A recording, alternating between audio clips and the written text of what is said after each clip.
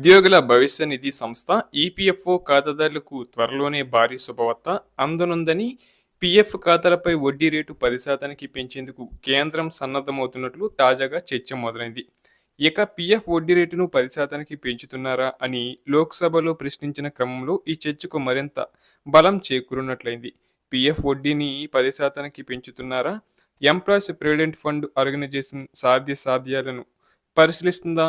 కార్మిక సంఘాలు ఈపీఎఫ్ వడ్డీ రేటును 10%కి పెంచాలని డిమాండ్ చేస్తూ ప్రతిపాదనలు పంపించారని పార్లమెంట్ సభ్యుడు విజయ్ కుమార్ అలియాస్ విజయ్ ప్రశాంత్ ప్రశ్నించారు. ఆయన ప్రశ్నలకు కేంద్ర ప్రభుత్వం క్లారిటీ ఇచ్చింది. పీఎఫ్ వడ్డీ రేటును 10%కి పెంపు విషయంపై కేంద్ర ఉపాధి కల్పనా శాఖ మంత్రి శోభా కరంద్రే స్పష్టత ఇచ్చారు.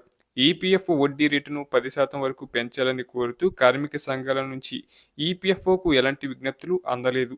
ఈపీఎఫ్ వడ్డీ రేటును తమ పెట్టుబడుల ద్వారా ప్రావిడెంట్ ఫండ్ కార్పస్ పొందే ఆదాయాన్ని బట్టి ఈపీఎఫ్ఓ నిర్ణయిస్తుంది.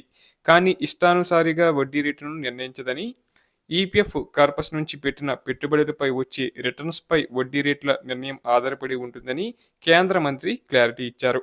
ఇక ఈపీఎఫ్ వడ్డీ రేటును 10%కి పెంచడం సాధ్యం కాదని కేంద్ర ప్రభుత్వం స్పష్టం చేసింది. ఈపీఎఫ్ స్కీమ్ 1952లోని ముఖ్యమైన లీగల్, ఫైనాన్షియల్ నిబంధనలను గుర్తు చేసింది. వడ్డీ ఖాతా నుంచి అధికంగా డబ్బు తీసుకోకుండా స్పష్టమైన ఆదేశాలు ఉన్నాయని, అంటే పెట్టుబడులపై వచ్చే ఆదాయానికి మించి ఈపీఎఫ్ఓ అధిక వడ్డీ రేటును ఇచ్చేందుకు అవకాశం లేదని స్పష్టం చేసింది. తగినట్లుగా రిటర్నులు లేకుండా 10% వడ్డీ ఇవ్వడం అంటే మూలధనాన్ని కోల్పోవలసి వస్తుందని గుర్తు చేసింది. ఈ పథకం దీర్ఘకాలం పాటు కొనసాగాలంటే సరైన నిర్ణయం తీసుకోవాల్సి ఉంటుందని, ఇష్టానుసారంగా వడ్డీలు పెంచడం కుదరదని స్పష్టం చేసింది.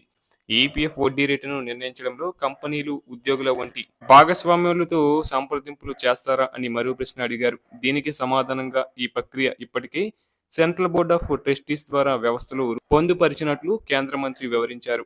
ఈపీఎఫ్ పై వడ్డీ రేటును central board of trustees EPF సిఫార్సు చేస్తుంది. ఇది ప్రభుత్వం, యజమానులు, ఉద్యోగుల ప్రతినిధులతో కూడిన త్రైపాక్షిక సంస్థ. దీని అర్థం నిర్ణయాలు ఏకపక్షంగా కాకుండా సమిష్టిగా ఉంటాయి. రేటు నిర్ణయ ప్రక్రియలో భాగస్వాములందరికీ ఇప్పటికే ప్రాతినిధ్యం ఉంది అని ఆయన స్పష్టం చేశారు.